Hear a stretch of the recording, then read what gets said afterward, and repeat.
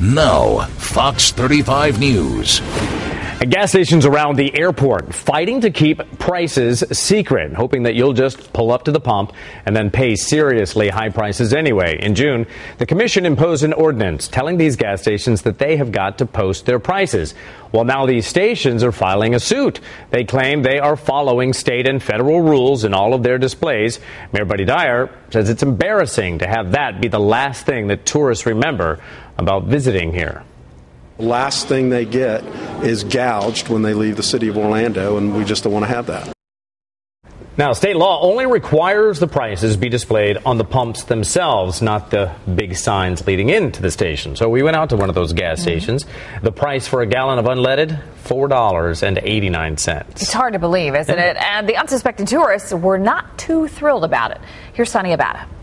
So picture this. You're a tourist on your way home from a great trip in Orlando. You're driving your rental car back to Orlando International Airport when you take a look at your gas gauge and realize, oops, you're kind of low. So you find a gas station that's closest to the airport, pull in without seeing any signs outside. You figure, can't be that bad, right? Problem is, you're about to pay $4.89 a gallon. That's the price for regular at Suncoast Energies on Cimarron Boulevard, about a mile from OIA. Across the street at this Shell station, it's $4.69 for regular. Notice something about this sign? Yeah, everything is advertised, food services, everything except for the gas prices. And that's the move that caught some tourists by surprise. We only filled up with 2 gallons because he said the price was so high. If they have a signage of the price outside that we can see, we'll not be filling up the gas here. I mean, did you know what you were getting into price-wise when you pulled up here? No. And how much are you going to be paying tonight? $44. For how many gallons? 9 gallons. Actually, my company's going to be paying for it. So I'll probably have some explaining to do. Absolutely. Ouch. It's not just about a gas station overcharging customers. Hundreds of emails pile into the city of Orlando each and every year talking about those shocking sky-high prices at the gas stations by the airport. Jason Doyle from Kansas City wrote, saying, unfortunately, you can add me to what appears to be a long list of people who left Orlando in anger and frustration at being ripped off. And Dennis E. Winkler from Houston told the mayor, yes, I left Orlando with a bad taste in my mouth. Here to talk about this tonight, marketing strategist Britt Beamer and attorney Michael Long. Gentlemen, thank you so much, both of you, for being with us tonight. Yeah, thanks for having me. Thanks, Amy. All right, Britt, let's start with you. It's a free market. We get that. But is this just out of line when we hear these prices?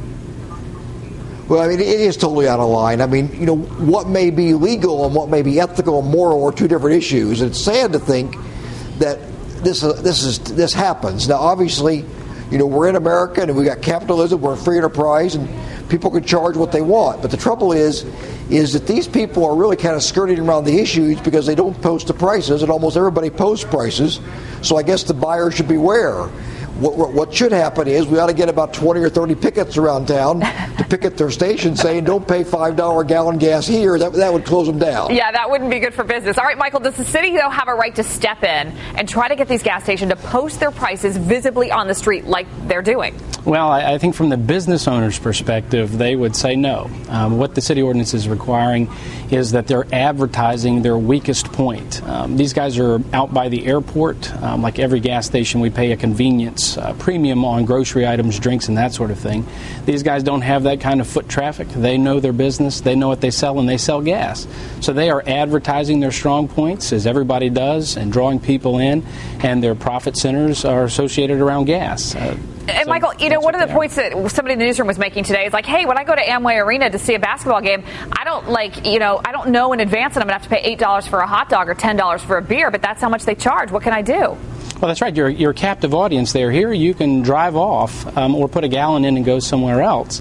And as Britt pointed out, you know, this is morality and ethics. We don't legislate morality and ethics.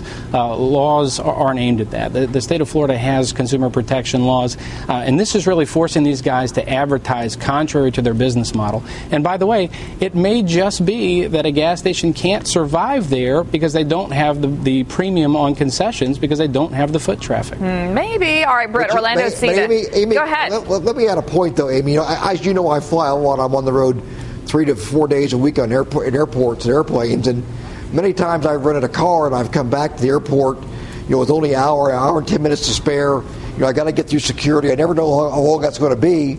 So, Amy, when that happens, I've gotten gas at times, and I know I paid extra, but I've not paid $2 or $3 more. I mean, there's a difference between paying 30 or 40 or 50 cents more a gallon than $2 or $3. No, that's an excellent point. And Michael, let me bring up something else with you, because I think this is interesting. Orlando's seen a significant drop in tourists over the past 2 years because of the sour economy. We have a graphic to illustrate that. 1.3 million drop in American visitors from 2008 to 2009, an estimated loss of $600 million. Are these gas stations making it worse for us? Because now people are leaving and saying, heck, I'm never going back there. They just gouged me. Well, if you look at the number of complaints, and I don't have those statistics, based on the number of people that have positive statements, maybe yes, maybe no. But what we do know is that these business owners, this is their livelihood and this is their life and this is their business model. If they're not going to be successful in that, if they can't compete in price, then people will go elsewhere and they won't succeed. Yeah, survival of the fittest, right? All right, Michael Long, Britt Beamer, thank you both, gentlemen, for your insight tonight. Amy, thanks. Hot topic. All right, guys, thanks. The Orlando Orange County Convention and Visitors Bureau does estimate, as we mentioned, that big drop in tourists, and that is something, of course, that we're always looking at. As far as the lawsuit is concerned, no hearing has been set yet, and the city ordinance does go into effect on October 1st.